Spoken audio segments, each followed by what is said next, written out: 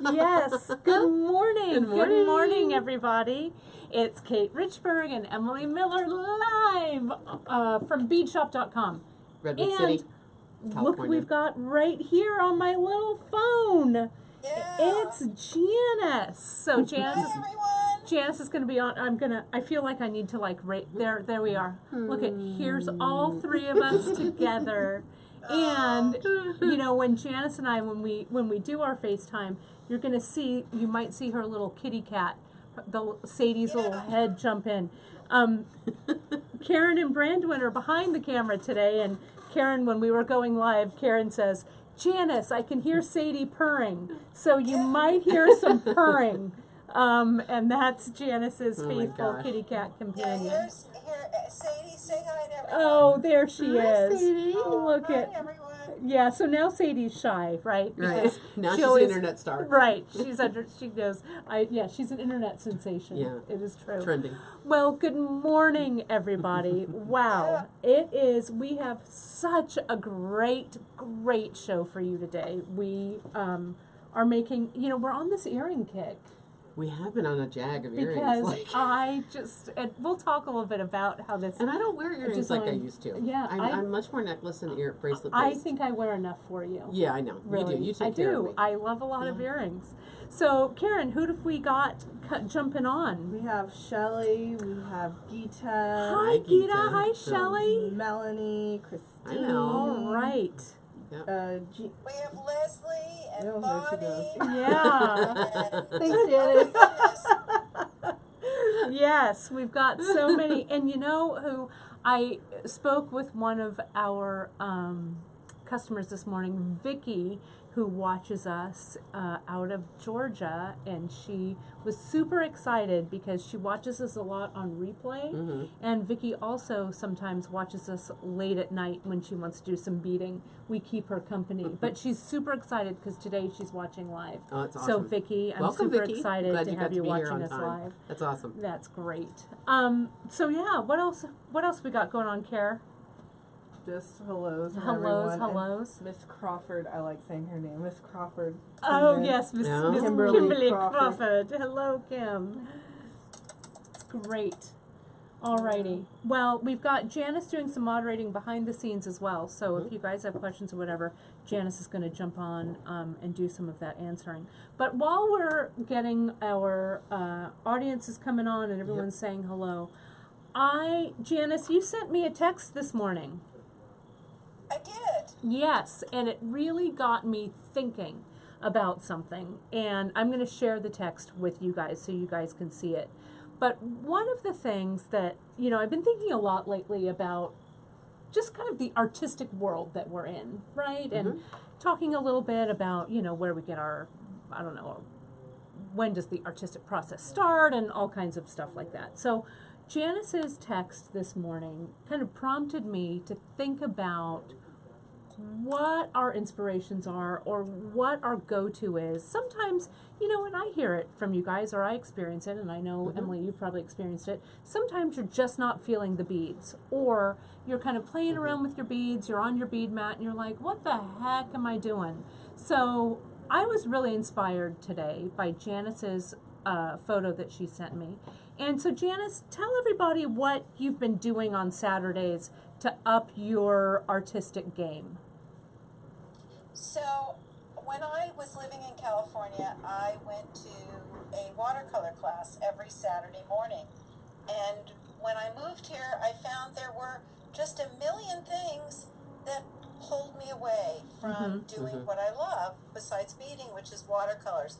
So I decided that every Saturday, unless I'm traveling from 10 to 1, I'm going to paint.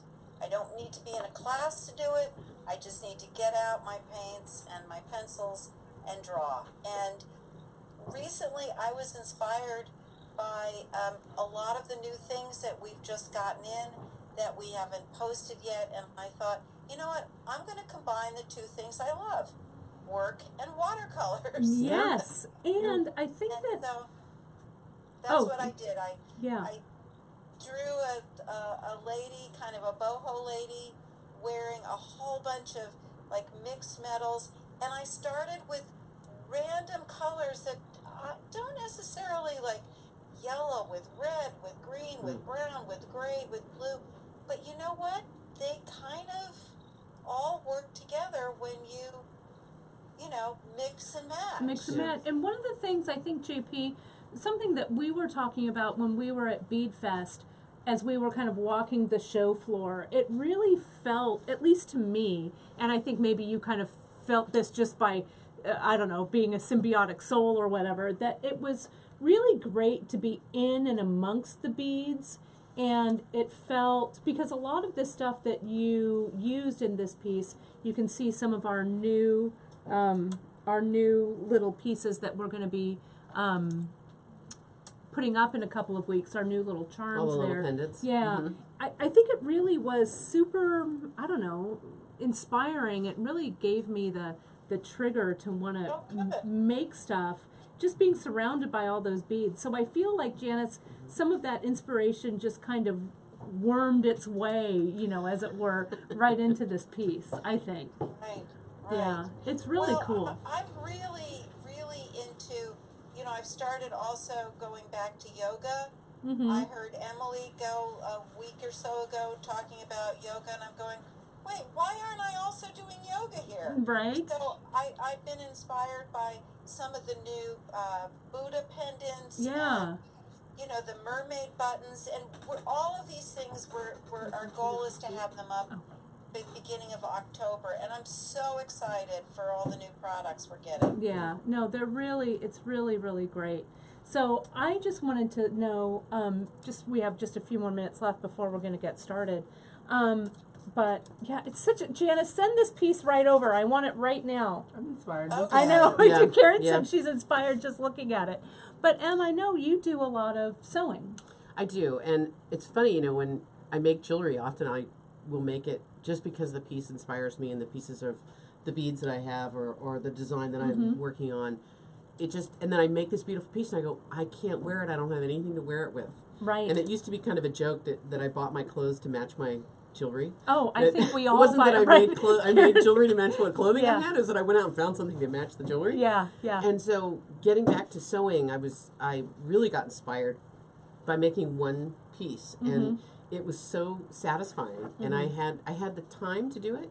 So we've talked about this before about not having enough time or having too much time. I really like sewing. I really like that it's something different in my hands than beads. I like that going to a fabric store is sort of like going to a bead store. Yeah, yeah. And You I know? think you were saying the other week, you know, we always like to have busy hands. Or we Oh always, our gosh, bored always- hands and busy. Right, Ugh. right. Yeah. So, you know, what I love to do is I do a lot of work also with textiles. I do a lot of knitting. I spin, not on a bike, but on a spinning wheel. Man, she can spin too. I can. Who knew? I did have kind of a little house on the prairie up Well, but, you know. Kate, let me tell a quick story about Kate. So our friend had a fisherman knit sweater that had a few little holes. It did. So we didn't That's have so the yarn funny. to match, but Kate had wool. So I she did. spun wool into yarn and then mended the sweater. I did. So- I dyed it in my coffee. It was to match. yes. And It's then we true. lovingly washed it in my mom's old washing machine and we laid it out did, to and dry. we blocked and it. it came out beautifully. It was really fun. Yeah, but it was- You know, having those she skills. was growing wheat to make bread at that well, point. what are yeah. you gonna do? But so you know, I know a lot of you probably out there, and I posted this question on our Facebook page also a few weeks ago. You know, tell me what else you do besides beading, and we got so many really interesting answers for that. Some of you guys are quilters. Some of you guys, I don't know, knit and crochet, and I think someone was even, I don't know, there was a tatter out there. Oh my gosh. I think there was a tatter. I do a little tatting. What a surprise. I Do you learned from really? my You grand. I do. Really? I do. You're crazy. I'm not You know crazy. Hyde chats too. Does he? Yeah. Hyde Our friend Hyde Peterson, Peterson. who's also a great Yeah. beater, he is an omnicrafter too. Omnicrafter. That's what I like to call it. yeah. Omnicrafting. And he's making animals in his neighborhood that he puts up That in he the puts trees. in the trees. So cute. So JP, Yeah. besides but your omnicrafting or your extra craft is your watercolor, but you Yeah. you also do some cooking. The other- I do. the but other I'm- day when I'm we were trying to chatting- stay away from butter right now. Well, it's true. But the other day when we were talking and checking in, Janice sounded a little distracted, and I'm all, JP, what are you doing? She goes, I'm trying to bake a peach cobbler. So, Ooh. how was it? Was it good? Well, it was, as my 4-year-old grandson would say, Kaka, it's an adult dessert. It's not a kiddo dessert. It's not sweet. Not sweet There's enough. too much cinnamon, I think. It Yeah. was just, yeah. Oh my But God, it was it's good. an adult it was dessert. Good. The grown-ups liked it. Oh my gosh, that's how I used to feel about the coffee candies that my great aunt used to have on top of her TV. Auntie, that's an adult candy. Yeah. Yeah. That's why creme de menthe always looks so great in that That's right. decanter, and you're like, oh, you'll That's never right. drink it in your life. Well, what are some of the other crafts, Karen, that people are doing? Some people are sewing. Some people used to sew cloth dolls. Oh, Oh, I like a cloth me doll. Debbie said her mom used to spin yarn. They had sheep. Oh, they would do yeah. that. Yeah. And I have to pottery. give a shout out to Ginger with the stick figures. There's a good stick figure. All right, right on, Ginge. That's right. Well, I know, Karen, you do a lot of painting, And dancing. Yeah, There's a lot dancing. Of color and Yeah. dance and belly dance world. belly And dance even work. what I'm wearing today, I what you know. gave me, it Yeah. has like, I would never think to put like blue with red, but then you start getting in the hues and the shades and Yeah, it's fun Those to be able gem to tones look good express together. yourself Yeah. through clothes. And Brandwin also does a lot of great photography. Brandwin also does, if you have not been on our Instagram feed, make sure and go and follow us on Instagram at beadshop.com, and you'll see some of Brandwin's handiwork from around the office there.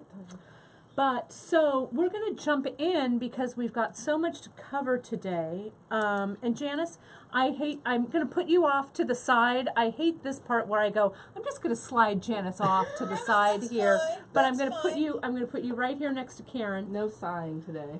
Yeah, that's right. We can hear you, JP. No sign. But you know, there's like upholstery.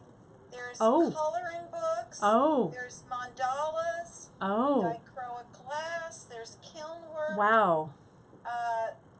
There's something called tamari. Oh, the little balls. the art of winding balls, Thread. the Japanese art, Yeah, of yeah. winding threads. We might not know how to do it, but we know what it is. Yeah, Yeah. I love tamari. I've always wanted to do that. When are we going to do weaving, the little tab weaving? Oh, I got the oh book my gosh, and everything. we've got I'm ready to so go. much to I'm do. ready to There's go. so many crafts We need and to so retire little now. time.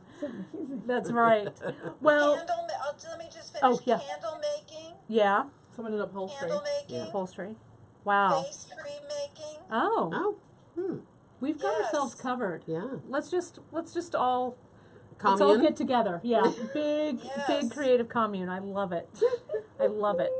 Well, just as a reminder, the way that our Facebook Lives go, you guys, at about 10 to 15 minutes in through the broadcast, if you're watching this on the replay, you can kind of, if you want to get right to kind The of project and the the meat learning. of the project and the learning, you can kind of scroll yourself forward to about 15 minutes in, and that's usually when we have our instructions start. So, Without further ado, let's get it going. So, Bran, I'll let you reposition the camera, and we'll jump on in because I'm really excited about this project. And Karen, holler out if you have some questions that you wanna make sure that we hear. Oh, the phone's ringing. Is that you? Is that one of you out there No, calling us? No, Could be. could be. You never know. You never know. Alrighty. All right. I'm surprised we haven't had that yet. Someone calling I know, while calling, they're watching. right, while they're watching. So let me talk to you a little bit about this project itself. And one of the reasons kind of that I just love working with SoftFlex as an earring. I made a version of these a while back. Make sure I'm in frame. Can you Yeah. see? And I can also move back a little bit. There we go. I made a version of these a while back. The front ones are not. This one? Okay. Yeah. There we go. Is that better? And I used some gemstones and some different kind of things that I had sitting around. And I really loved the way that it was such a fast project. Yes, absolutely. And Emily, you and I were talking about, well, what's kind of the takeaways? You know, what are the things that we really want to stress about creating this project? And one of those was that you can just make an earring using the SoftFlex, using a minimum amount of tools, and you don't need wire.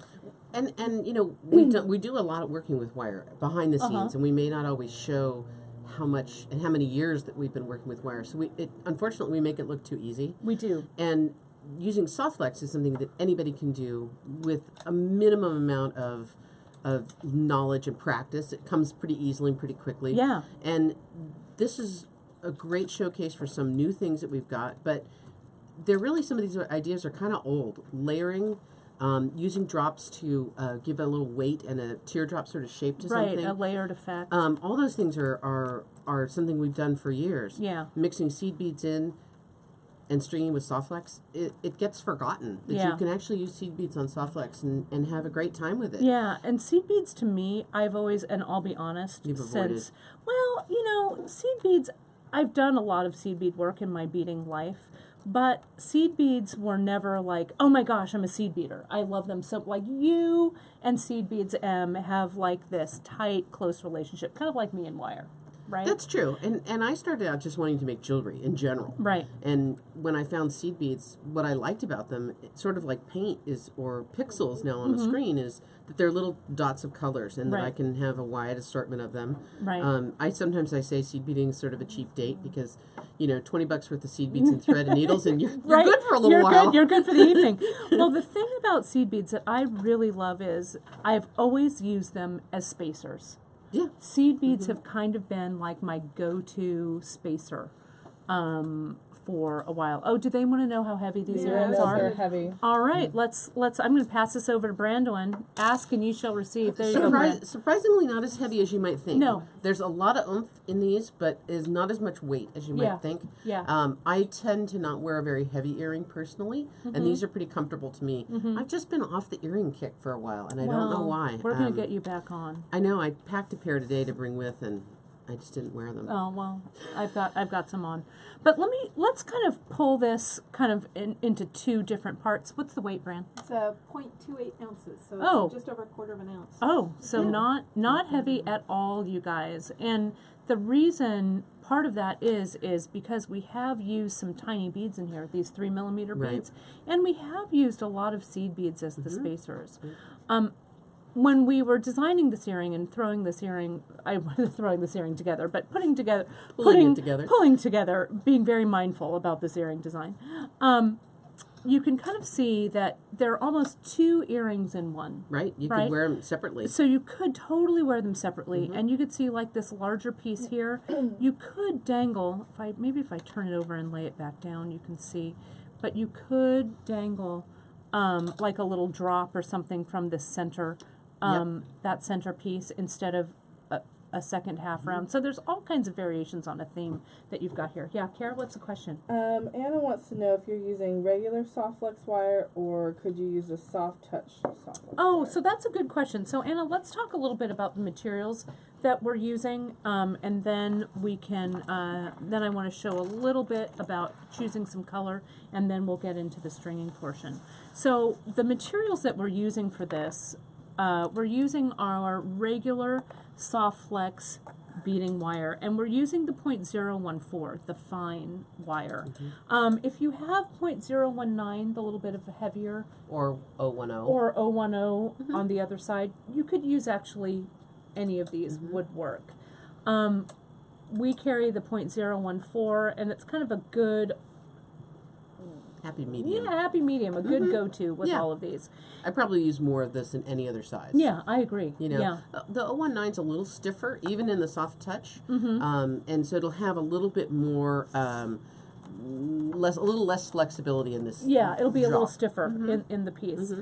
We carry it in a bunch of different colors, and for this project in particular, we had to choose some colors to align with the different projects, right? But We used the natural silver on We 2, did, and we used then the the bronze bronze. on 1. But the SoftFlex, you guys, shows so minimally, Yeah. so that if we happen to be out of one particular kind of SoftFlex, or you've run out and you have another spool, it doesn't really make that much of a difference, really. Okay, so then the other other materials that we're using, we've chosen, like I said earlier, to make the earring a little lighter. We chose a 3mm bead to kind of, you know, lighten the weight, but also I think lighten the visual weight of this piece. I like a faceted bead. I mean, it does add a little bit of sparkle, and these are not a Swarovski sort of faceting, so it's Right. a Czech fire polish, which gives a nice subtle sparkle. Yeah. The color range that we picked really is kind of broad to match up with our drops and the melons. We really had a lot of fun with color on this one. Yeah, and we really did.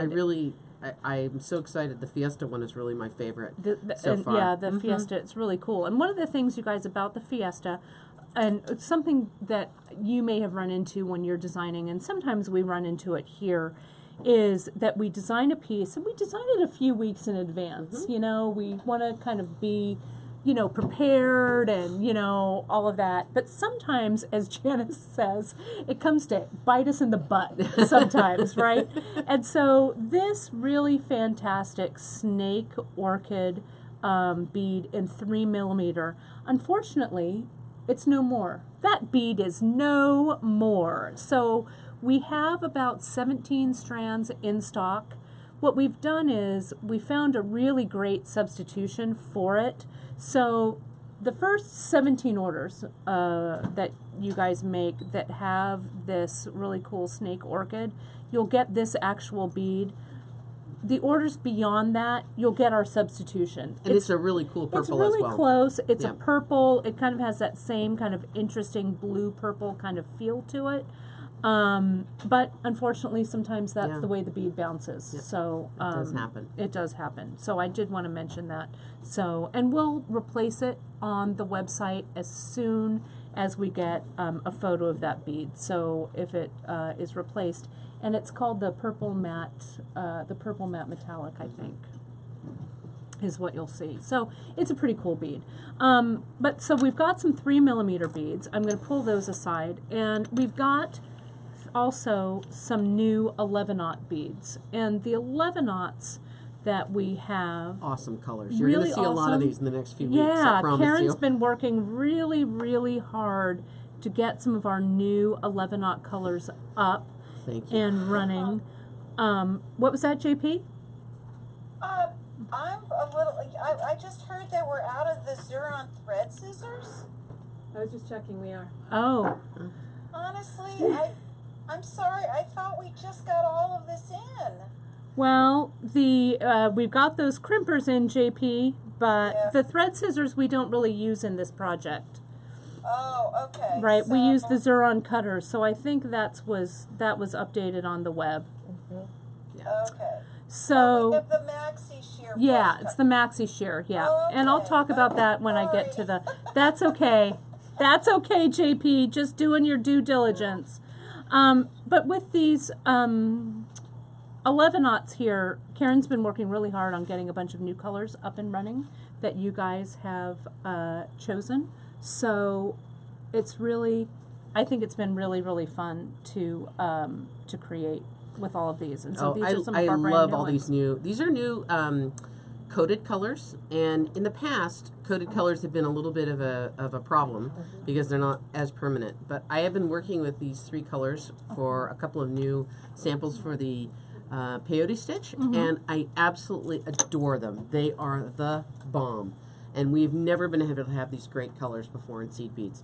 You know, seed beaters, we live and die by colors and color numbers, and we're always really excited to try new stuff, but I do love these new permanent coated colors. They are just delicious. This mustard it's outrageous. I don't find it surprising at all that we often all like to talk about colors and use food terms like luscious and juicy and delicious, because I think we're eating with our eyes. You know, it looks so beautiful when it's these beautiful colors and how well it's prepared.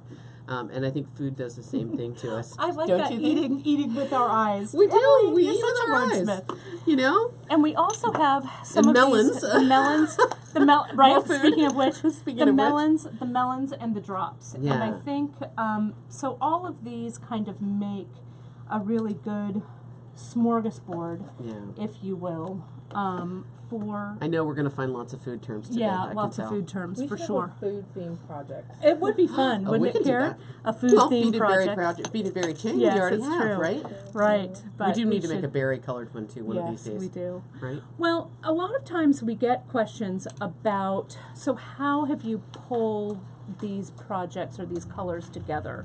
And so Emily went and grabbed a whole bunch. So we're going to kind of start at the beginning with some color paletting. So We're we're gonna- going to move these we're gonna guys make out a of mess. the way. We are. We're going to make a mess here today. Yeah. And so with some of this Czech glass, and you know, Janice has been doing, now that she's on the East Coast, she has to do a lot of her paletting kind of, you know, by kind of looking at what we've got on the website and kind of creating some different ways to kind of choose her colors. And I know, Janice, maybe when you're back to do the Facebook Live with us, maybe you can talk a little bit about that. I would love to. About that. It would be kind of a fun way to Yeah. share with how the owner of beadshop.com actually shops our site. Now that she has Oh, to that's a choose her fun beads, idea. Now that she has to choose her beads from across the country. It's not that hard. Yeah. It just takes a couple of little, tricks, and I'd be happy to share them. And it's next week. Yeah. I know, Janice, you're going to be here. Where has the time Wednesday. gone? Oh my gosh. So it'll be next Wednesday. Yes. Yeah. I'm excited. I'm glad you're... Come back, Janice. We miss you. I miss you Oh. guys too. Well, so what we've pulled some of these drops, okay? And we've got these melon beads. And, you know, I hearken this back to when my mom and I choose fabric for quilts. We call it auditioning the fabric, right? This is kind of the same thing that you start to kind of audition your beads. And, you know, when you're playing around with your bead stash, and I've talked about it before, about sorting your beads by color. And it was someone, I think on one of the Facebook posts this weekend, or maybe it was last week, that was saying they took the plunge and they started sorting their beads by color. Angela, I think it was you who said that, maybe. I could be wrong if you're watching today. But I think that when you start to look at your bead stash, almost like you were saying, Emily, like in little pixels, or like your color palette or your paint palette, you could start to, I don't know, maybe create your own original palettes. It's one of the things that we're going to talk about at the bead retreat that's coming up in just a couple of weekends. You know, we're going to really kind of delve into the world of color. But I tend to organize my beads in a rainbow, which is a little bit what I'm doing here. But to me, the rainbow is sort of storage, and it's not necessarily how I that's would really interesting. design with it. Right. But I do sort my beads by color, and I don't Right. really sort them so much by size. Right. And I also sort by material. Do you? So I have all my glass beads that are blue are all together. Wow. All my glass beads that are green or red, or they're all in separate containers. And my seed beads that way as well. Seed beads are kind of a space suck. They tend to take a lot of space if you have a lot of different colors. But I found that the rainbow for me makes the most sense, because then when I'm looking for something green, I'm in the green area already. If I use That's the color really number, interesting. it's not necessarily Right. set up that way. Right. So That's really interesting, Emily. Thinking back, when I had my store and when we had the brick and mortar store at the bead shop, we would lay out, especially our glass beads, everything was laid out by color. And I guess we did kind of have it in rainbow order, didn't we, Janice? Yes. Yeah. Everything was based on the color wheel. Yeah. Right. Yeah. So And you guys know about Roy G. Biv? no, what You don't know Roy G. Biv? No, what does that mean? What language are you speaking? Roy G. Biv is the rainbow, Kate. What? Richburg? Give me your pen and pencil. No, I don't know this. We We oh my learn God. again. We learned something new. I from can't believe Emily you don't know Miller. this. No, don't. Red, orange, Yellow. So it's Roy G. Biv. green, So this is the rainbow. red, orange, green, blue. So red, orange, Orange. or orange, Orange, yellow, yellow, green, blue, indigo, oh, and violet. oh, Right? right? So Roy G. Biv is how you remember the rainbow, how the order it goes in. What? How did you not know that? I don't know. What's the matter? I don't know. That's so. I'll tell you what the matter is. My whole life, I've never taken an art class. I know. I That's am it. not kidding you. Yeah, well, Roy G. Biv goes way, way back for me. I think Really? to my mom, actually, maybe, of Wow. teaching me that. Yeah. Chemistry for me. Yeah. Really? There you go. We've even used it in photography What? all the time. Yeah. How have But I at missed grade this? school, that was, you take out the Maybe I was cutting class that day. Yeah. Who knew? Yeah. Isn't So that funny? when you refract light, you Mhm. send it through a three-sided right, prism. right, the prism. You get a rainbow, Mhm. and that's the color order Well, of I the remember rainbow. talking about Infrared that through ultraviolet. in science class, but I don't think that my science teacher was this clever. No. I think actually I learned that from my mom because I remember her saying, I can never remember the order that the rainbow goes in. She says, That's it's so easy. funny. Oh my It's Roy gosh, G. Biv. isn't that great? So you have kind of arranged this. Not well, really. not really, but Not you really. could. You could Right. take that. I think I'm your, kind of in heading your that arrangement. direction. Isn't that interesting?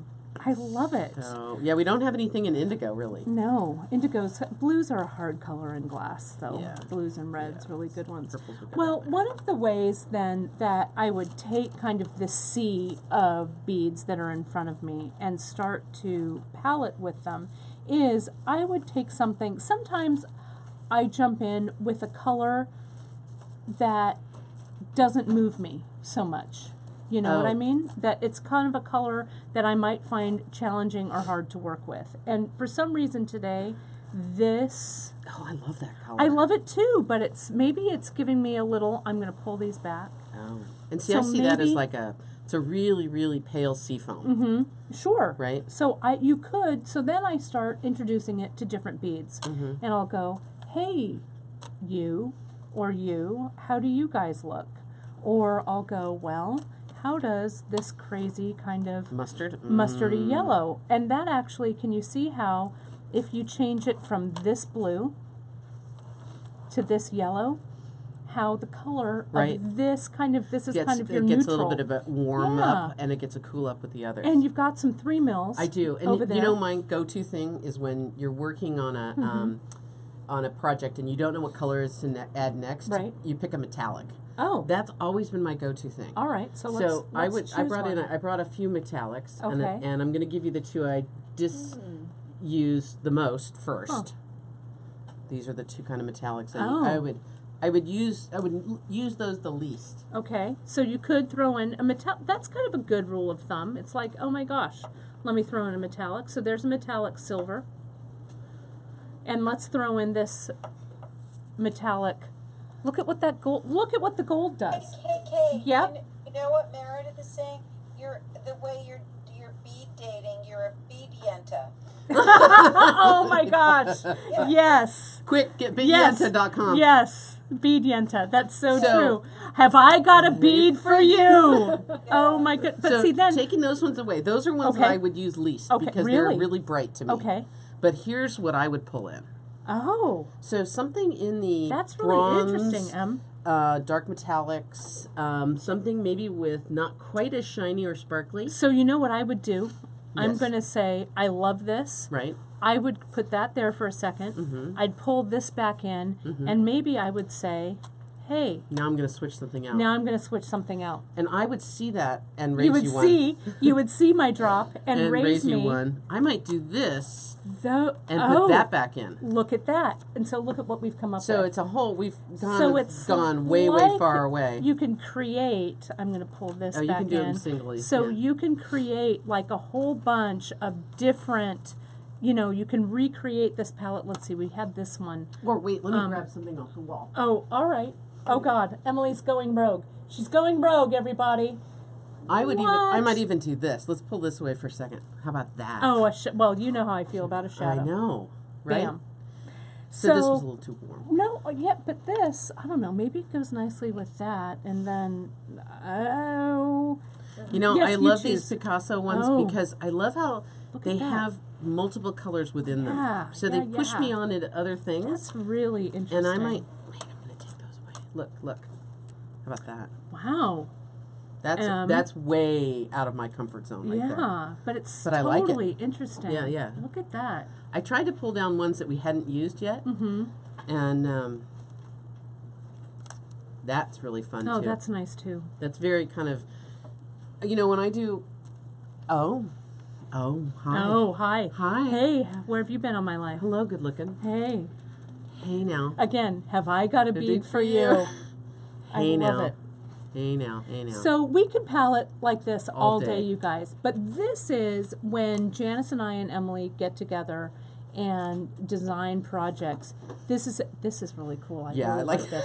I like that a lot. This is exactly the process that we go through. So I know it sounds like, it feels like we're not doing very much in a funny way. But we kind of are, we're kind of doing a lot. Yeah, you are know? doing a lot. We're doing a lot. Mm-hmm. But it is that process of auditioning or trying Mm-hmm. out or kind of putting in the kitchen sink and seeing what sticks. Right, I yeah. mean, I'm mixing my metaphors obviously on purpose, but Mm-hmm.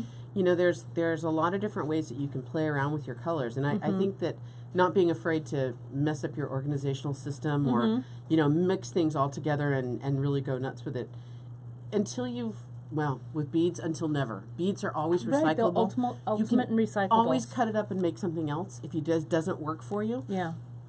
it's really fine. And don't think that we don't do that too. Yeah. We often have things. You've seen my jar of seed beads. Yeah, your samples. jar. Those are things that didn't work. Look at this. Someone at brought this up little- a good point, and I'm sorry if No, I'm no, butchering no. her name, Jackie or Jack. She said that Picasso beads also help you pick other colors because there's like the speckles of colors. It's really Picasso true. beads are like stone. Yeah, it's like with this, and So they that's what allow I you just to have did. those other little bits of information and a little bit of inspiration. Yeah, this kind of has an orangey color in it, but It's if got a I little put bit it of both. right in there with that kind of raspberry seed bead, this is kind of a delicious, as Janice would call it, a delicious palette. So you know what? It's hard for me always. Hmm. Mixing opaques and transparents. Mm. That's always a place that I stumble and have a hard time with. You mean you don't like to mix a transparent with an opaque? That's correct. I do Really? not like See that? So you say one of your go-tos is putting in a to. metallic. Metallic don't count. I try and mix. I try and vary the size, the shape, the color, and the texture, and having it be an opaque or a transparent as I'm putting things together. So I'm like, well, You're if trying I to have, hit all the bases. yeah, I am. So like with this palette here, I'm like, well, that's pretty heavy to me. That's I pretty agree. transparent. You know, it's pretty opaque. And so maybe, I don't know, this is just, if I throw in something that's more transparent in there, things lighten up a little bit. You know, initially I thought those mixed strands were going to be really kind of a bummer to work with, but they're really nice in these earrings. Let's pull that one That so you can see Fiesta. it. This one has turned out to be my favorite of all, and surprising. Like not my colors, not the things that I would normally have chosen, but these are all in the same strand. In the same strand, exactly. And you can see it's like this. It's that way with that purpley strand. And that pink strand. That pink strand and this one. Oh, and this so it kind of hot forces number. you out of your comfort zone right away. So don't be afraid. And this one right here, can you Oh, guys that one's see? also got some This one variations. has this Opaques one and transparents. opaques and transparents. Yikes. Just like this one does. So that's a little bit of a snapshot into our process, you guys. So what we've used here, just to get back, it's a long road around to talk about the materials here, but we've got that SoftFlex, and then we used some of the drops here. And these are all, if you guys are watching this later or aren't familiar with how we kind of pull these projects together, you can find all of this stuff right on beadshop.com. If you click on our Facebook Live banner right on the home page, right in the very center there, it'll take you to our Facebook Live page, and then you can click on the episode and you can get the recipe from for this project. And then you can also go to our project page. It'll be right at the top upper left-hand corner, and it'll say SoftFlex chandelier earrings. You can click on that, and there'll be recipes for all 3 of the different ones, all the different materials that we've used. But we've used the Czech drops, we've used a Czech fire polish 3mm, we've used a melon bead, and we've used an 11-aught. A Japanese Just 11. a Japanese 11-aught, and they're just 4 beads in this thing. Of course, we've used an ear wire. We've got a little jump ring here, and then of course we've got all the hardware and mechanics for our SoftFlex crimp covers, crimps, and then the tools to go with those, like we were talking about earlier. You just need our a crimping tool. We're using the Xuron 4-in-1, and then we need a wire cutter, and in this case I'm using the Xuron Maxi Shear. Okay, and then you can have other little accoutrements. We're gonna use our bead stoppers here. We've got those. So it holds everything together as we're stringing. One of the things before we get to actually stringing this design, I wanted to share with you, we had a question, if you watched Free Tip Friday last Friday, I did a really cool kind of riff on the Wednesday Looming and Leather project where we made some rings, and I took Emily's peyote stitch idea and adopted it into a ring. And we've just gotten the Fireline in stock. I'm and so excited I know about it. we've had on Seed Bead Schools, we've had kind of epic conversations about the Fireline. But there was a question from one of our viewers who said, well, Kate, what's the difference between actually SoftFlex and Fireline? Because they're both super strong, but they are kind of 2 different animals, Right. as it were. So the Fireline it's a thread, and it comes to us from the fishing industry, right, Right. Em? So do you want to talk a little bit Sure. about this Fireline? So Fireline, And again, it's also- not something, I don't mean to interrupt, Sure. but the Fireline is not something we're using in this Correct. project. We just wanted to, I pierced that with my awl there. I'll do it again. We just wanted to let you guys know kind of the differences. So Fireline is a thread that kind of came to the beading world maybe about 7 or 8 years ago. It's not been around for very long. It comes from the fishing industry. It's a braided monofilament. So when you think of, if you've done any kumihimo, or if you've looked carefully at your shoelace on your athletic shoe, you notice that the lace itself is a tube. It's Right. flattened, but it's a tube. So it's braided in much the same way, and it makes it a round thread, Okay. which sometimes makes it a little fussy to thread through a needle. To fix that, you can actually take your thumbnail and go right on the end of it to flatten it a little to flatten bit, it a little, and sure. then it'll go through the needle a little easier. I like to wax it, so I say I wax the heck out of it because it sticks it together a little bit and it makes it cling to the beads just a bit. Okay. It is extremely abrasion resistant, so it's so good for doing your laddering or bead weaving with Swarovski crystal, which tends to be sharp around the edges, gemstone beads that tend to be sharp around the edges. It's very thin, so it's nice to work with pearls if you're doing laddering with pearls. I like it for any of my metal seed beads. Okay. Or any time where my beads are going to take a lot of abuse and it needs to be super strong. So throwing back to beaded berry chain, one of my earliest projects with Bead Shop, beaded berry chain's a great one to use Fireline for. Right. Because it's really flexible and it's strong, super strong. And it'll wear really, really It'll well. wear really well. And I know, Janice, you just had an experience with the Fireline as well, right? Yes, but first, before I answer that question, Emily, Lynn wants to see your bracelet. A lot of people would like to see your bracelet. Really? Well, we have a Yes, couple. What colors? We have a couple of bracelets that we're wearing, Janice, today.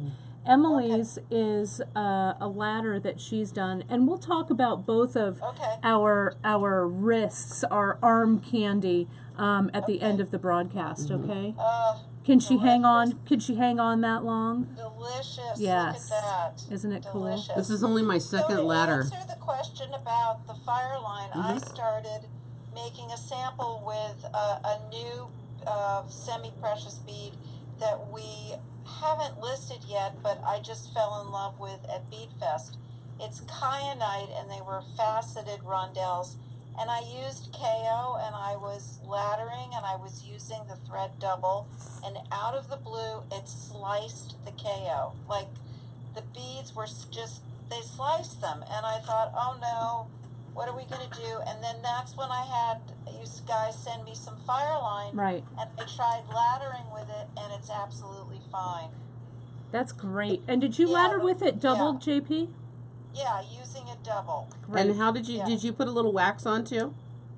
No. Oh, okay. I like waxing it. I find that it really glides and it's much less tangly with the wax. It's probably true. I didn't even think of waxing it. Yeah. No, that's Yeah. great. I But love the it. beads are not cutting now, which Yeah. is great. That's Awesome. great. Well, so the SoftFlex, to get into how SoftFlex behaves, and you can watch our SoftFlex 101 broadcast that Janice and you and I did that, I think back in September, I think, maybe. Not September, December, I don't know. It was a while back, but you can find it on our Facebook page where we really talk about all the ins and outs of the SoftFlex. One of the things I want to mention, it does, you don't need a needle with the SoftFlex, so it's fairly stiff. And what SoftFlex is it's a braided wire cable underneath that's coated under a flexible plastic coating, right? So it's like a little airline cable is what it is. And it comes in different diameters, and as I said earlier, we're using the 0.014. The thing about using SoftFlex is you want to start off by cutting it with the right tool. Now, I love using these Xuron, the Maxi Shear Cutter, because when I clip the thread, it gives me a nice, even clip. It's not giving me any jaggedy edges. Plus, this wire cutter really stands up to the demands of cutting the stainless steel wire underneath, okay? If you don't want to cut these using your scissors, scissors will dull like in a heartbeat with this stuff, right? So you really want to make sure that you're cutting it with the right thing. Emily, it looks like you're preparing to impart some knowledge. I was here. going to share a little bit of wisdom, which I find really interesting about SoftFlex. Mm-hmm. When I think of what SoftFlex is, sort of in its insides, there's a plastic coating, and on the label of SoftFlex, it actually tells you how many strands it is. Mm-hmm. One of the things you'll notice when you get to things like Soft Touch versus SoftFlex, and if you compare that to other brands of beading wire, is you want to look at how many strands it says that are inside. Right, okay. The higher the strand count, the thinner the strands are, and the more flexible it is. When you get down to something that's about 7 strands, and it's 0.018, it's big strands. They're bulky wires, and they're stiff. They don't have the flexibility and the drape that SoftFlex has. SoftFlex is a little more expensive, and frankly, it's worth it. Yeah. Even the Yeah. Soft Touch is even a little more, and it's even a little bit more expensive. So what you were talking about was making a flush cut with your wire. So if you would imagine that I would put in 21 or so strands here, right? And if I cut it with my flush cutter straight across, it contains all those strands within that plastic coating that's on the outside. Right. Now sometimes they color the coating and sometimes they'll color the wire, so it can kind of go both ways. What's coming off up here is going to be a cut that's non-flush. And this would be the same kind of cut you would get if you were cutting wire. So a pointed cut with lots of little bits kind of hanging out here. And what can happen with SoftFlex is as you're working with it, It can get a little raggedy. they get a little raggedy. Yeah. And it's okay to go in and flush cut again. That's Especially why- the seed beads. Yeah. You may find may that they're a catch little it. bit sticky and hard to get your seed bead on. And that's why I always like to cut just a little more than I 1 think millimeter. I need. You Yep. know? A little bit more so you do have that flexibility that you can. And Kate is busy stringing while we're talking. And there's a question there, Kara? Yes. I think Ginger's referring to the maxi shears, but are they the same as the memory wire cutters? They are not. So good point, Ginger. I think I've got a memory wire cutter floating around here. I don't. Do Yes, we? you're right. Bottom Yeah. shelf. Yeah, there it bottom is. shelf. Here it is. So this is the memory wire cutter, okay? And the memory wire cutter, you can see the difference. This memory wire cutter is kind of the head's kind of hook. And The and they jaws. jaws bypass one Yeah, another. and so when we cut, and it's really designed that way so you can cut the steel wire without having it nick the insides. Mm-hmm. Here, with this maxi shear cutter, the blades are flat, and they, oh, we've got a little bit of glue on there. Let me get that off. They slightly bypass, one is higher than the other, and that's so it keeps these blades nice and sharp when you go ahead and cut. But if you use this nice Xuron cutter on your memory wire, you're going to get a nice memory wire sized hole. A nick. A nick right in the Super blades. unfortunate and Yeah. sad. So this is the tool for memory wire. I also use this, and I've used this for years, to cut really heavy gauge wire nice and flush. Like 14 gauge, 16 gauge, 14 gauge, 10 gauge, 8 gauge. All of that gives you a really just quick nip on the end and cuts things really nicely. Yeah, and it's also, notice how short that blade is in comparison. So it's very sturdy. Mm-hmm. And really, if you're going to cut memory wire, this is the tool. Yeah, there really that's isn't the another tool. Because you will come crying and go, oh my gosh, now I have a nick in my pliers. Right. What do I do? And there isn't much of a fix for that, No. unfortunately. Sorry, I had to oh, porterhouse you reach have over to there some. and get some. That's okay. Can I have some So beads? can I have some beads, please? We have one more question. Oh yeah, Sorry, question. Kate. No, No, the length of wire that you cut a SoftFlex. How this much- SoftFlex, Yes. right? So that's a great question. So let me just jump right into starting to kind of put this piece together and how I kind of made everything lay nicely. So if we go back to this earring that's right here, I'm working on the outer edge and Emily's working on the inner one. And for a chandelier earring or something like this to kind of sit together nicely, you really kind of have to, I don't know, couture it. I don't know, really measure it. So you've got it fitting in perfectly. So with this outer rung, like Emily was saying, we want a good length. So I've got, I don't know, I cut about 10 inches right here. And so, Em, you probably cut about the same, I don't know. right? Let's see. Let's measure. I Can you would tell have thought we're I not would have. measurers? I Yeah, it's thought I about would have. 10. Yeah, It's about I would have 10. thought I cut less than Yeah. that, but So what you can see, Emily, pull yours in, because Emily's using the bead stopper. Can you see I'm that stringing from one end to the other. Yeah. Kate's stringing from the middle out. there? Right. And- It's okay. I'll I'll forgive you. Will you? Yes. So that's how I started when I was doing these earrings. I started in the very center because I knew what the kind of focal point or the really important measurement in this design was going to be in the center. So it's really almost my default when I string something like this to start stringing in the center and work my way up the sides. Once you have that pattern established or you know what you're doing, it's an easy peasy to come in with your bead stopper and then just start stringing it from And I end added to my end. I added my crimp bead as well right You away. did, and I thought that was really clever. I don't think I've ever done that. I am now learning to string on your crimp bead, and I learned about the rainbow Well, I may thing. as well. There's no Yeah. reason why not to. Yeah, and it's really we're lucky that we already have the pattern Yeah, established. right here. So It's true. we're not really making this up as we go along. No. It's already established for us. Yeah. So one of the things I also do, and something that Emily mentioned with that SoftFlex wire, I come in and you can see when I string like this, I'm always tapping the ends of my SoftFlex wire to just make sure that that cut is still there. Yeah. Because once, like you mentioned, Em, the tip of that wire starts to fray, especially as you're stringing on these tiny little 11 knots. They're a pain to string They on if they are. don't go in easily. It's a pain, yeah. So no I'll fun. just come in, and you can even cut those at the same length, All just the fun like was that. gone. Okay. So to really be a fast stringer with these, I'll hold both ends in my hands, and I'll string one drop on one side, and put it back, and then one drop on the other side, and then I'll go for I made a mistake. You, Emily Miller, I can't believe it. Only all the time. Well, You know. 2 on there, and then I'll go to my other one, 2 on here.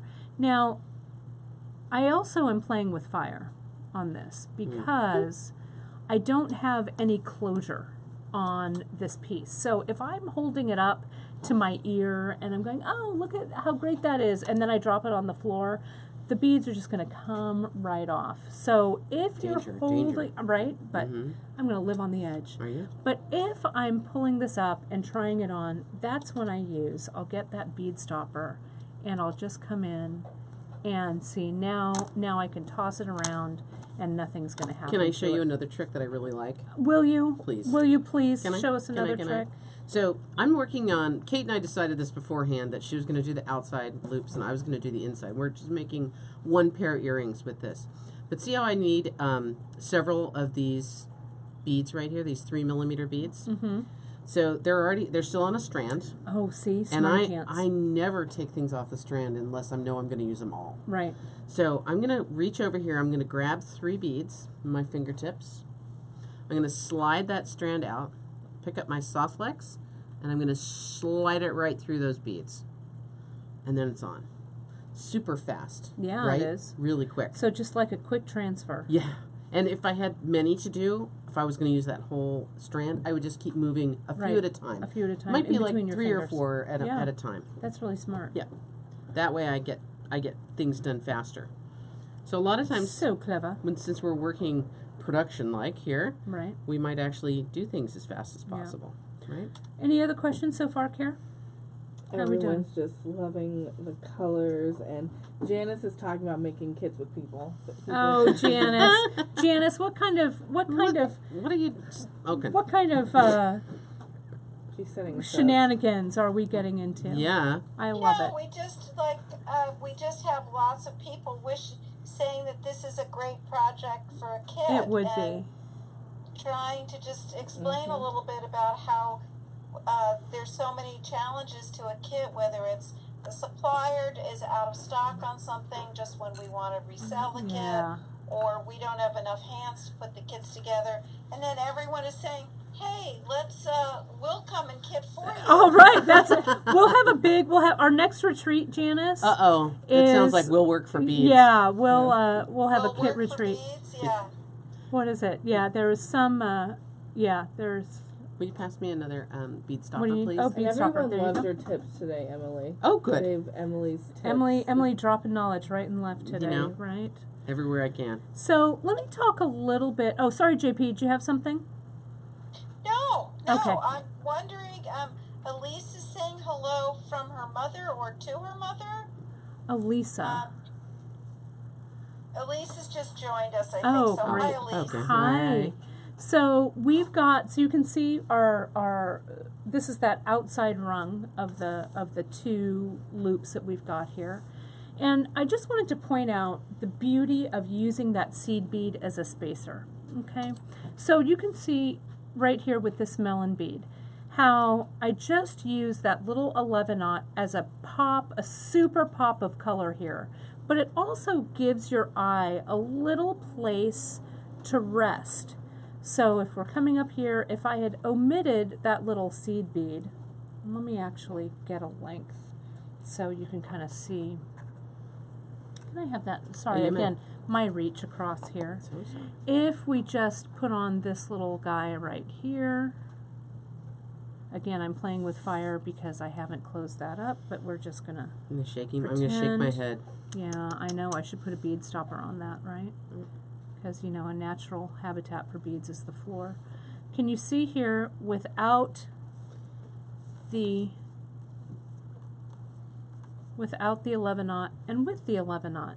It just makes, as I know, Janice, you like to say, a more graceful of a transition, so Absolutely. And you know what, Kate and Emily, it also helps marry, I like to use the word marry, different various beads that might not go together. sure, that's what I like to call the little seed bead acts as the conduit. yeah, the bridge, I Tell like the to call eye it. They Yeah. all belong together. Yeah, that's a really good way of putting it.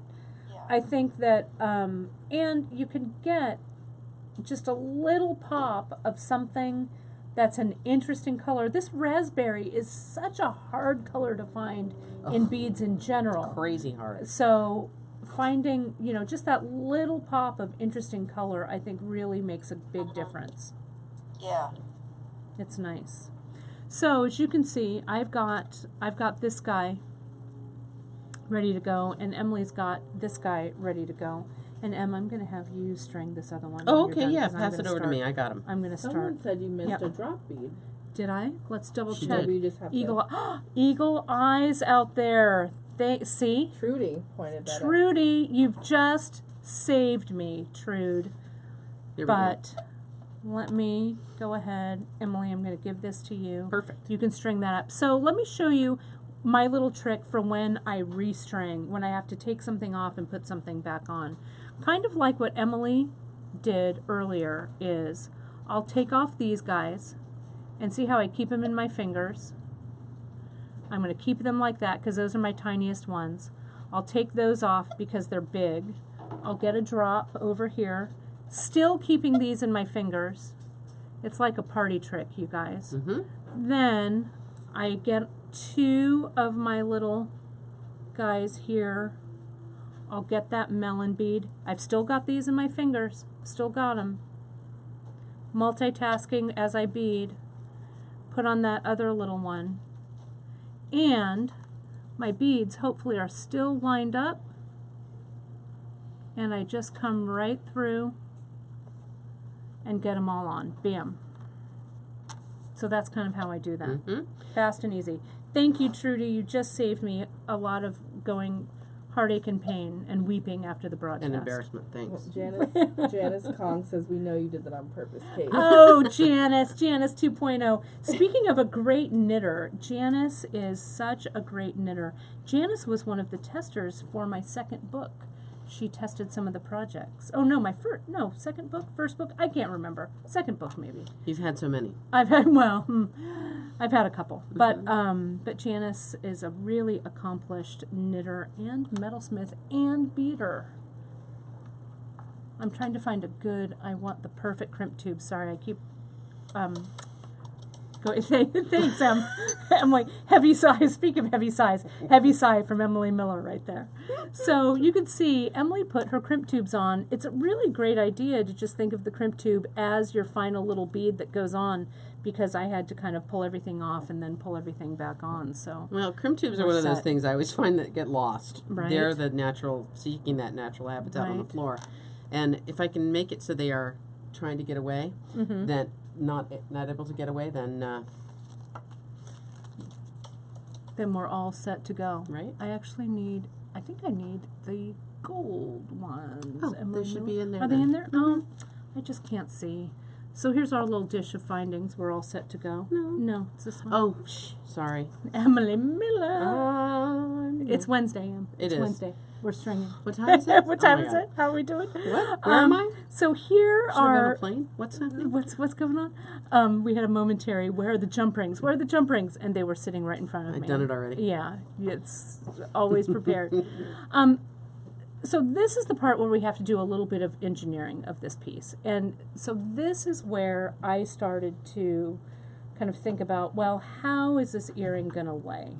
So there's a couple of ways that you can do this. The way that we did this, and I'll draw this out greatly magnified so you can see it, I used a jump ring to kind of hold everything together with this piece.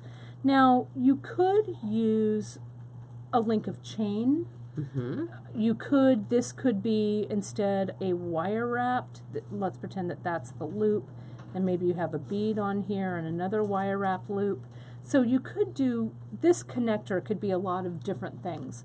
What we chose for ease was just a jump ring. Okay, I'm going to move your mat over, my mat over a little bit.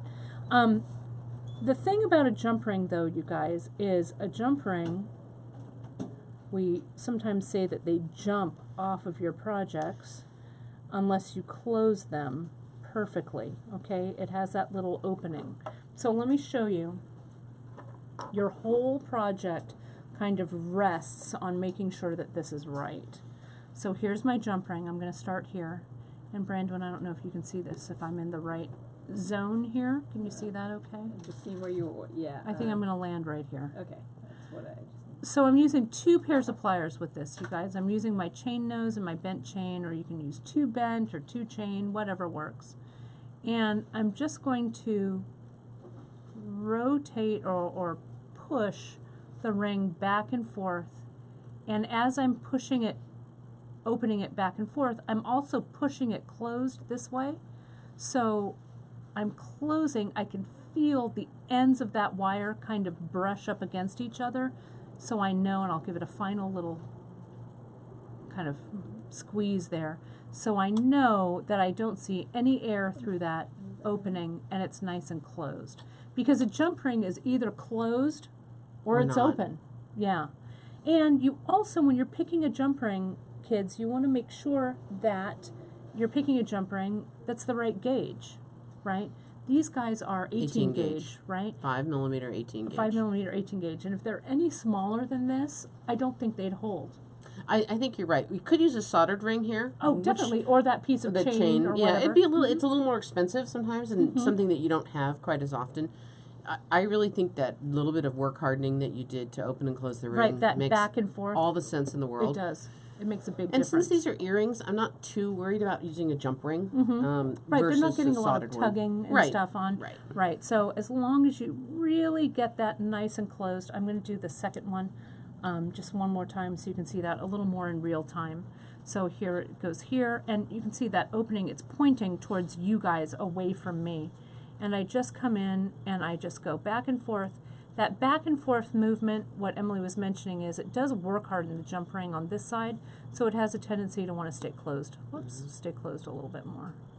There we go, back and forth. I have one other trick about SoftFlex stringing I'd love to show. Yeah, I'd Do you love to mind? hear it. No. Okay. So, you know, we've talked a bunch about SoftFlex and using the bead stoppers to actually end the end of the piece so that your beads don't slide off. Kate handed this to me to finish, and part of the earring had already been strung on, so I continued with the stringing. So one way to actually sort of make the best use of your SoftFlex is not to cut it from the spool. Right.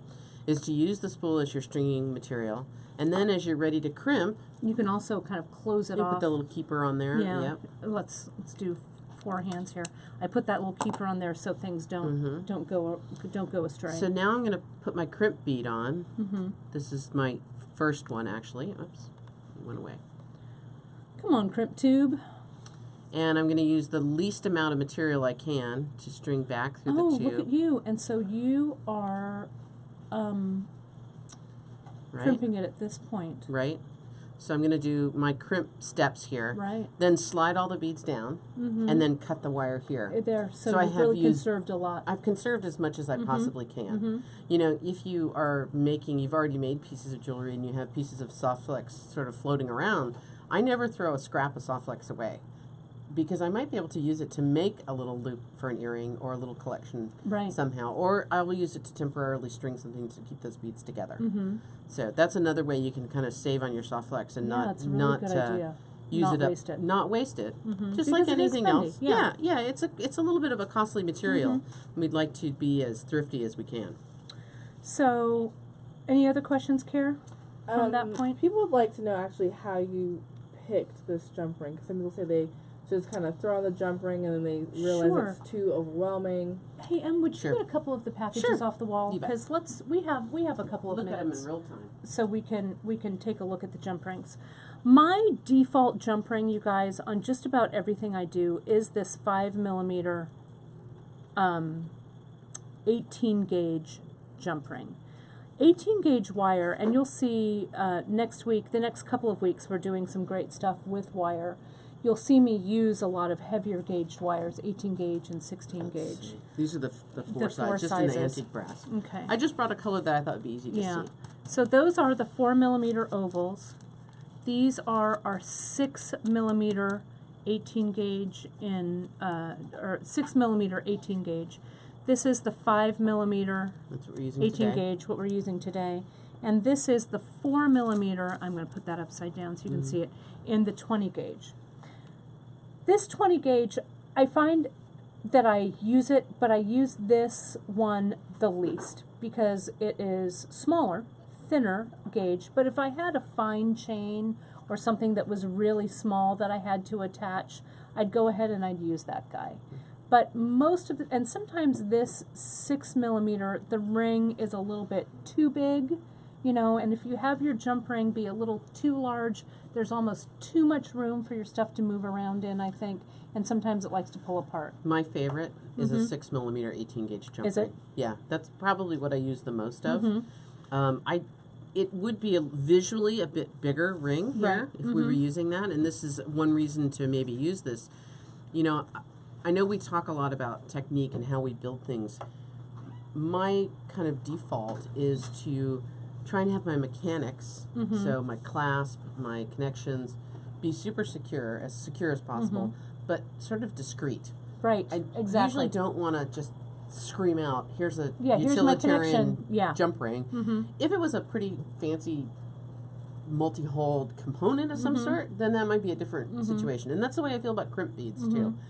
If I can make them be as sort of discreet and decorative as possible, then that's kind of my default. And that's why I thought using the crimp cover on crimp this covers guy. are a must.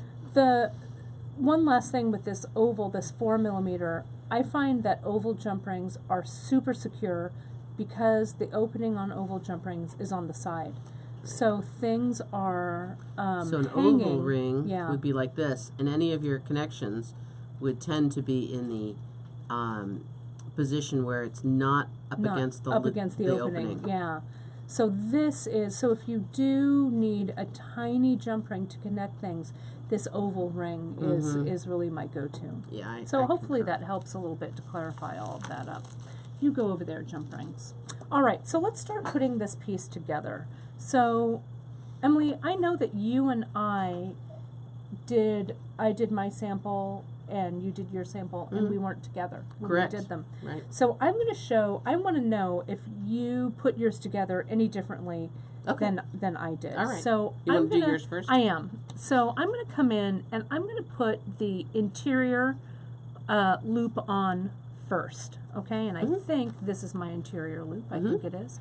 So what I'm going to do is I'm going to free it up from one side of my little bead stopper here. And I've closed this jump ring and I'm treating it just like a clasp. So I'm putting this through. I'm going back through my my crimp tube, and I'm not going to go over, really belabor the crimping on this broadcast. We've got a couple of really great resources for you. Again, that Facebook Live broadcast that we did earlier this year, as well as we've got a great skill builder on how to crimp.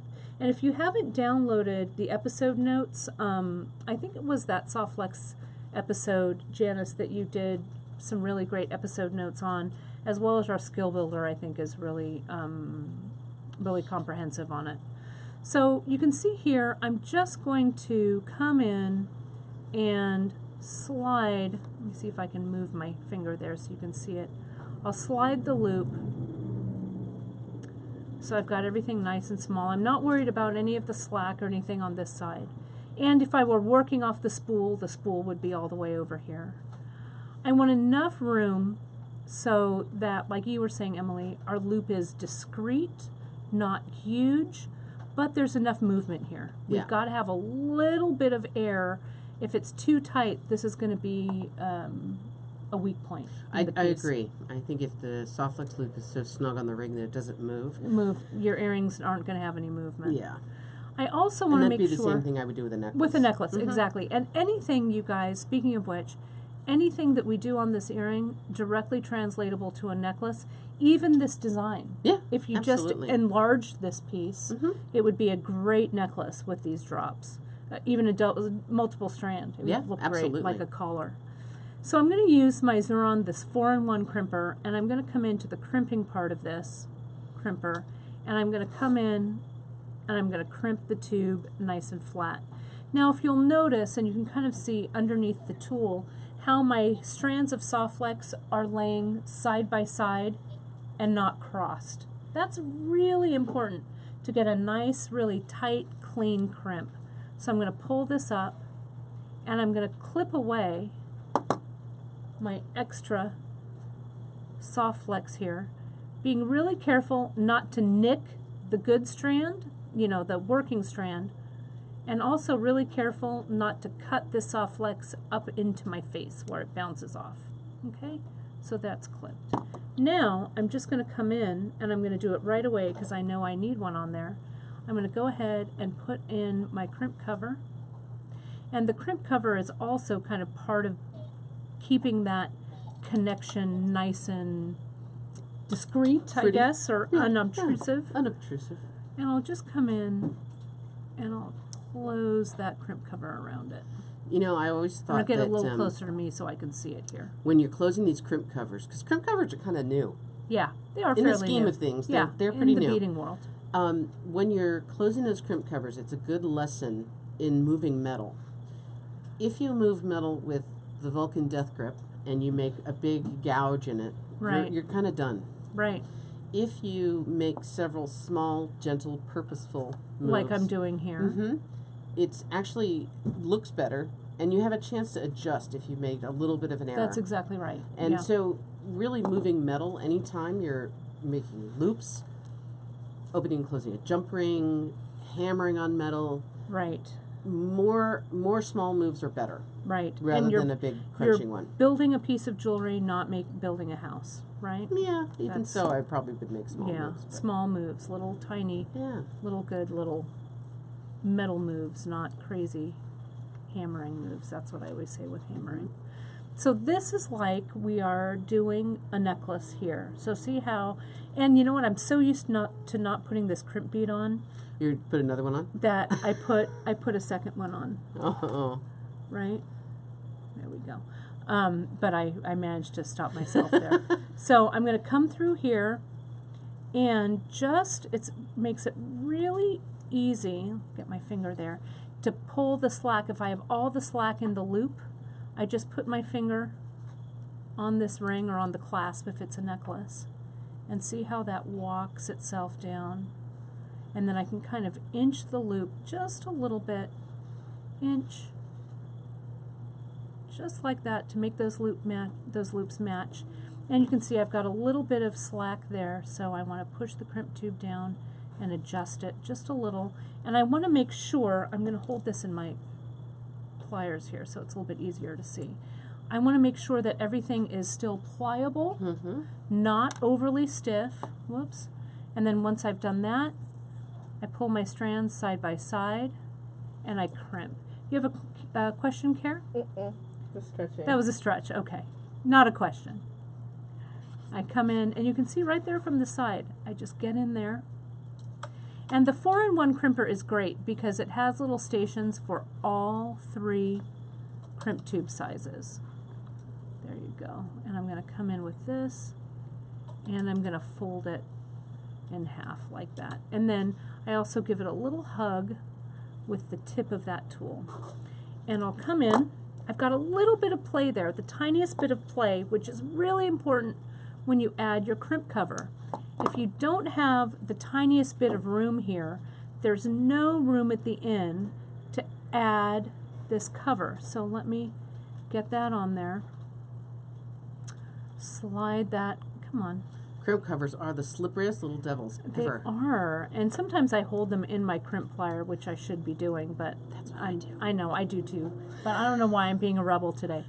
See how I've got a little bit of play there, so the edge of my crimp cover has a place to sit. Now I'm just going to come in. The way I start this is I just gently coax it closed. Then when it has that little opening, that's when I use the opening part of my rounder. That's where I want it to be. And I just give it a little flat hug. That's what closes that seam. Perfect. Okay. Yeah. Really? Yeah. Thanks. I think you did Looks good. nice, right? Yeah. So there's one. So now, you guys, we're going to come in and we're going to add the second strand just as we did the first. So is this the way that you did No. yours? Okay, you want to talk it through? Sure. I'm gonna close this. I'll close this side, this other side, but you can kind of I get was what going to you've use got this going guy. on here. Yeah. Okay. So here's my outer strand of the earring, and it's still attached to the spool. I went ahead and crimped it, and I haven't trimmed off my tail. I have to tell you that typically when I'm stringing a necklace, I string a little bit of a tail under a few Do you? beads. I think See- there are two kinds of people in this world. One, Some a who tail do and person some and no who tail. don't. Yeah, and I am a some who don't. Because And I usually do. in my philosophy, I think that if that little tail isn't going to keep my crimp tube on there. No, but if the crimp tube slips a little bit, then the tail is there to kind of give me a little It's insurance. true, a little insurance. I You know also me. am I kind like of, you're living on the edge. I do. I'm going rogue. I would also go along here, and I'm going to trim this now so that I can put my other crimp bead on. So I'm taking it off the spool, leaving myself a little bit to work with. If you find that this is difficult to work with a short piece, cut a bigger piece so that whatever your scrap that you have left over is It's a useful. big enough scrap. Yeah, Right. and that's a good okay. idea. You know, that's all right. May I have that cutter? You may indeed. May have a crimp bead. Possibly. Yes, possibly. It's Possible. possible. Anything's possible. Well, there we go. I'm going to slide that crimp tube on, feed my stringing material back through the crimp tube. And I do not add my jump ring right away. You are a rebel. I am a true rebel for this particular project. I also tend not to put my crimp cover on until I'm all done. Really? Yes, Karen, what's happening in the world out there? Yes, Karen. Mimi would like to know if there's enough time to go over Janice's marks on the crimp line. Yeah. Sure, well, I haven't. Matter of fact, I have that tool in my hand right now. Believe it or not, Mimi, I was right there with you. So I made my loop pretty small at the end, and I also made sure that this went around in a comfortable little loop first. Right. Before I crimp. Now I've got all the time in the world right now to fix something, but once I crimp, I'm kind of done. Yeah. Right? So I have Janice's tool right there. I don't know what JP's doing without it. And I'm going to do first the dimpling procedure, which is at the yellow dot all the way at the back. And I'm going to check on the other side too to make sure I'm not pinching down on that seed bead too much. And what we did with those dots was we wanted to be able to tell those chambers apart. So Janice got some colored nail polish and made a little dot on each of the different little So I've made a little sections. dimpled line in the crimp. And I'm going to turn, and I'm moving out here to the red. And I'm going to fold that crimp tube in half. Right? Yeah, look at that. Bam. Beautiful. So now I can come in with my cutters. Your cutters, madam. And I like to cut with a little bit of tension. So I'll pull on that little tag of stringing material. Right, so you don't leave a little burr. Right. No burr. No burr. Burr free. Burr free. And I'll pick up 2 pairs of pliers. And I too like a chain nose and a bent chain nose. Mm-hmm. And I'm going to open and close my jump ring. Mm-hmm. Just quickly. Boom, boom. And I'm going to go ahead and slide this on. Now I still have to add my crimp tubes and my outer strand. But I can go ahead and close this ring if I like. And then I'm done. Things aren't going anywhere. Mm-mm. Emily, Yes, ma'am. may I just ask how you made sure that you left enough SoftFlex so that when you brought the two ends together, they were going to be nice and supple and not stiff? Did you? I do it the same way I do on a necklace. I form it into the shape I intend it to live in from here on out. Mm-hmm. So you just formed it into that That little teardrop. Mhm. Yep. And I haven't finished my other strand yet, so I don't need to close this all the way, but I am just going to close it so my strands don't get away. Mm-hmm. And then I'm Okay. ready to finish my other strand, and then I will put Mhm. my bead tips on, my crimp covers on, and I'll be done. Okay? Okay. And so you can see my little guy is sitting right here in my earring. And just so you get kind of the order of the crimping right, or which strand sits where, the longer strand is crimped on the outside, and the smaller strand is crimped here on the inside. So there's a couple of ways now that we could add on the ear wire. We could do it by opening and closing this jump ring, or if the ear wire has an opening here, you could open and close it here. Now, I'll be honest, the earrings, when you have a ready-made ear wire, these have been work hardened to hold this shape.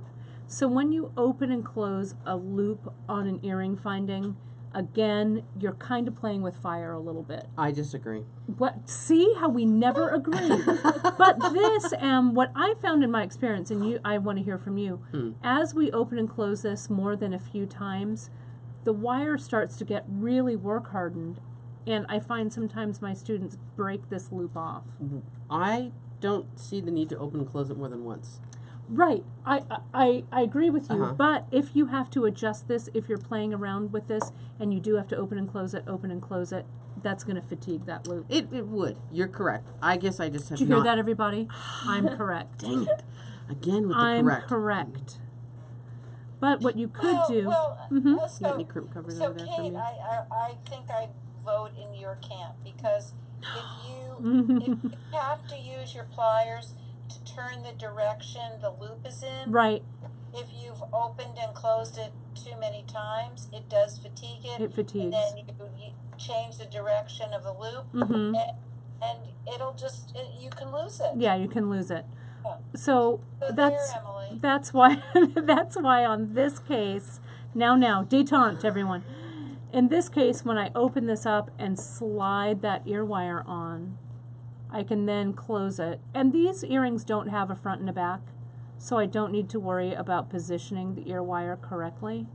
But I can come in and see how I've turned my bent chain nose upside down, so it's easier for me to grab onto that ring.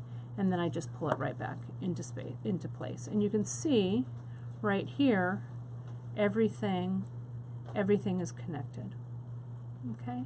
If I were opening, because there are some times when you have to open that ear wire. If I am opening that ear wire, what I do, if like you're connecting it, let's say that this ring was soldered, you used a soldered ring for this. What I would do is I really get in there with my chain nose plier and I grab it right next to where that wire is opening. I don't grab it all the way down here. I grab it nice and close, and then I just lift it just enough to get everything in. Then I put everything on, then I'd close it, really, again, grabbing it right at the tip and pulling it right back down. So you're not like really overbending back so that the fatigue on the end of this ear wire is minimal. Okay. I agree. I hear where you guys are coming from. You feel me? Miller? I've not had a problem with ear wires breaking. Well, jump rings, yeah. because those are something that you do open and close frequently, but not ear wires. But I think it also goes back to, Emily, where you're talking about doing gentle movements with your tools. And I think sometimes people tend to over grip, what I call the death grip on the plier. So sometimes when you have that death grip and you're opening and closing, your plier can kind of nick the ear wire, or it can you can open it too far. So taking that same care that you do with these crimp covers, that same care with the ear wires, I think you'll have a lot better luck with them. I ran out of Look crimp at that. covers. I need Bam. 2 more. 2 more. Well, we'll get them. Yeah. I got them right here. Do you? Those have look them right great. there? Oh, okay, perfect. Any final questions, Kara? The way the earrings are made, is it made so that the center or the inner loop rotates, or are they supposed to both lay Well, in the... they're supposed to kind of be free, really, but the center one... It looks cool when it's rotated. Yeah, sometimes, and it depends sometimes on how these are crimped, but they're really meant to kind of have some movement around them. And kind of a layered effect. Mm-hmm. So, if you have a layered necklace or Kind of two like on that. at the same time, sometimes one will casually drape on the other, sometimes they hang right within each other. You get them measured and step them straight down, but it's a little bit more of a casual earring than has to be too much worried about it, I think. And then what you also want to do, what I do if there's an issue, I like the little opening of the ear of the jump ring to be kind of at the top, if I can rotate it that way, just to make sure that no SoftFlex gets kind of Has any opportunity to has escape. any opportunity to escape. So you can see there's that guy, and here's this guy over here, and then our final colorway here. Any other questions you have, JP? Well, a good question was, could you take a crimp bead off if it's like a bad Yes. crimp. Or We can you were just salvage it? sort Yeah. of Very messaging carefully. about how you can, if it's a flat crimp, then you can open it in the opposite direction, Yeah. like untube it, but Yeah. So otherwise live with it, I guess. yeah. Even if it is. One of the ways I'll show you, because once in a while, if you're on this side and you've crimped something where you've got a lot of space here, and let me just crimp this just real quick, and then I'll show you how I might go about taking it off. You're kind of, again, playing with fire a little bit here, but if the necklace isn't salvageable or the earring isn't salvageable and you have to take it off anyway, you know, you might as well check and see. If it's on the first side and you've got a lot of room going on here, right, you can just clip, you know, and you've given yourself enough space, you can just go ahead and clip that off and then recrimp it, right? If it's up against your work and you haven't cut the tail off here, sometimes what I do is I come in with a really sharp cutter, and can you see how the crimp cover or the crimp tube is folded like a little taco in half?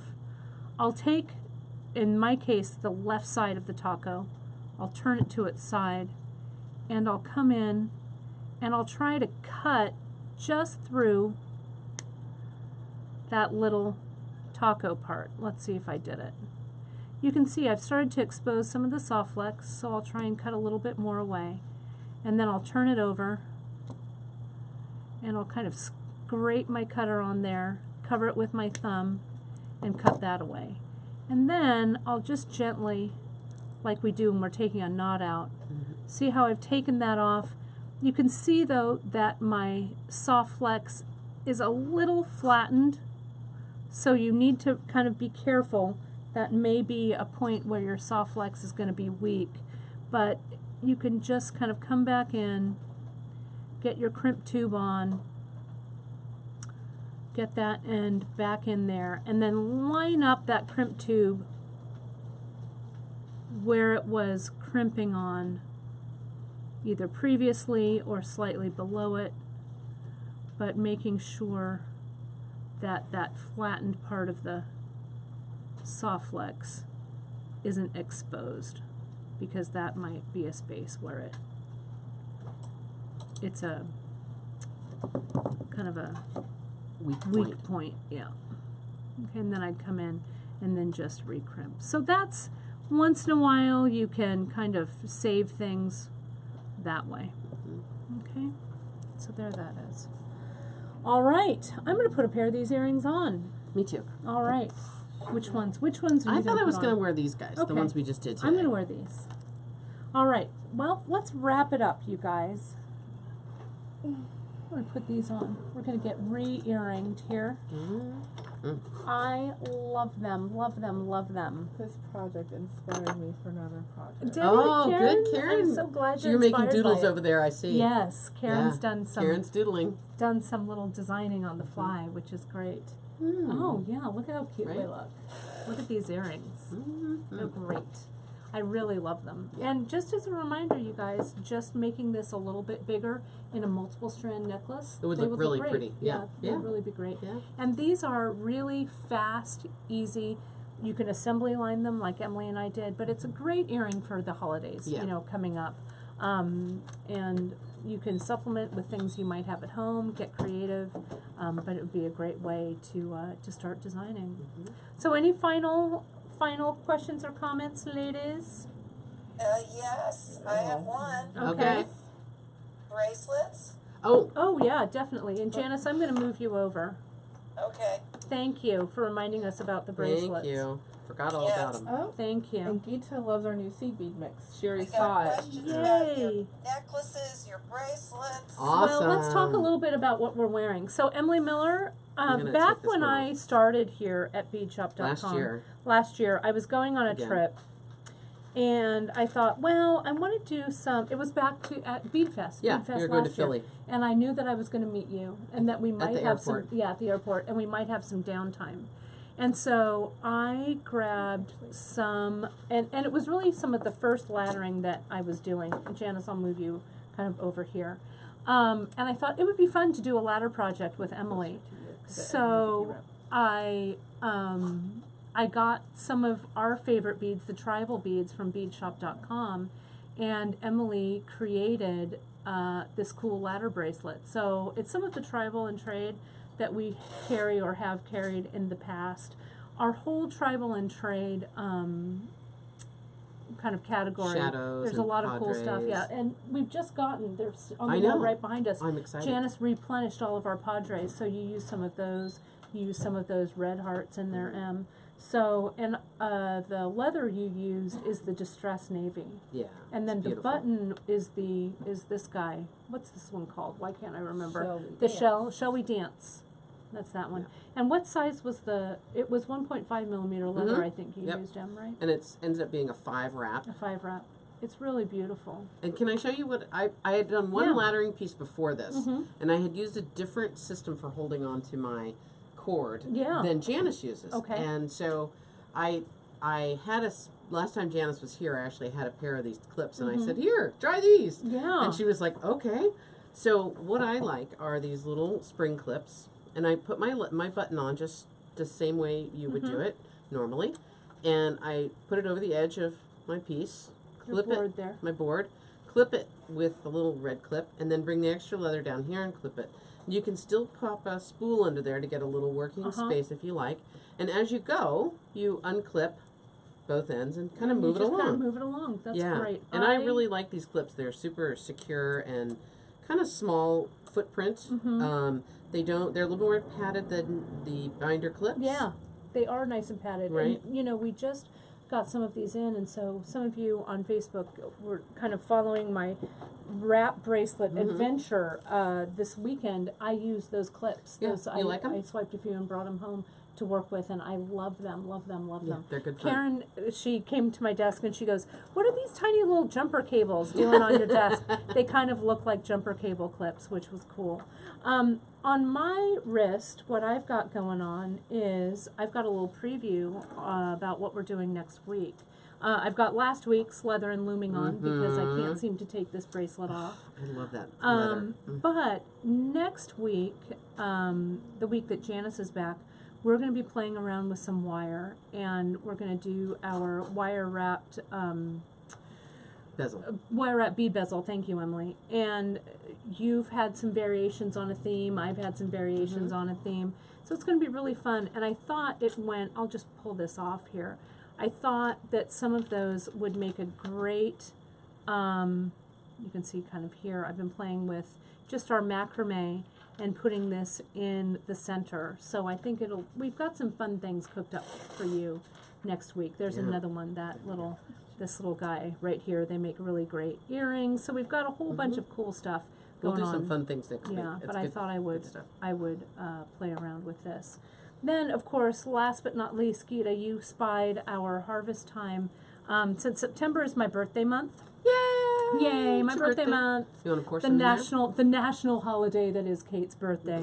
Janice, I'm gonna move you over just slightly, so I'm not reaching right in front of you, and I'll pour some of this out. This one's called Harvest Time, and so this is what I'm gonna be playing with on. That'd make a pretty wrap too, wouldn't it? It would make a great wrap. But I'm gonna be playing with this on Free Tip Friday, on Friday. Awesome. So I've got some fun ideas working with this, and it has some of our brand new seed beads in it, which is green great. sixes, Yeah, those look at are how nice. pretty. So it's a nice mix of 6, 8s, 11s. There's a little bit of metal in there, so it's going to be good times. Pull it back just a little bit Good towards times. you. Yeah, Good times just had by all. there. Ooh, yeah. that 6 is really pretty. Isn't It's a it pretty? Picasso transparent. Yes, it Yummy. is. It's so delicious. So it was really fun. So that's what we've got going on. Rondelles.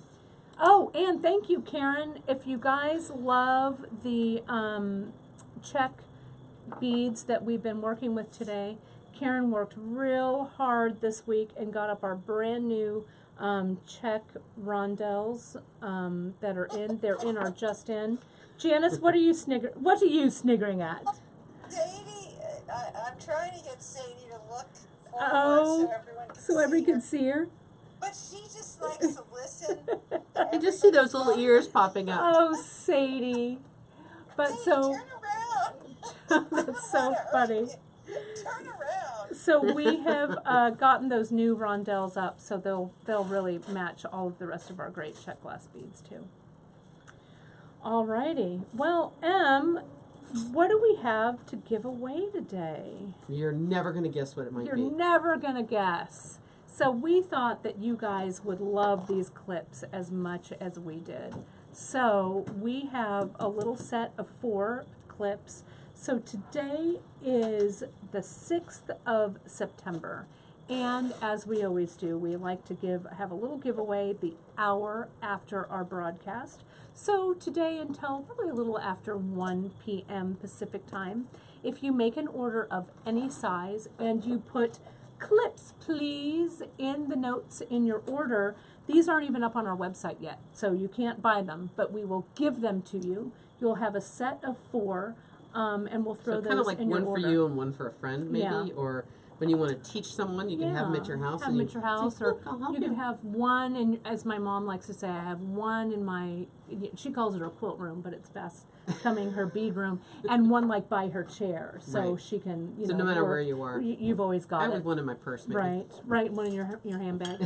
And today we've given you a Facebook viewer and newsletter subscriber exclusive discount. If you add live 15 to your order, we'll knock 15% off of that. And that sale ends tonight at midnight, 9/6. So remember, you guys, you can watch all of our Facebook Live broadcasts 3 different ways. You can watch them right on our website on beadshop.com. If you click right onto our Facebook Live page, they're all embedded right in there under the video tab.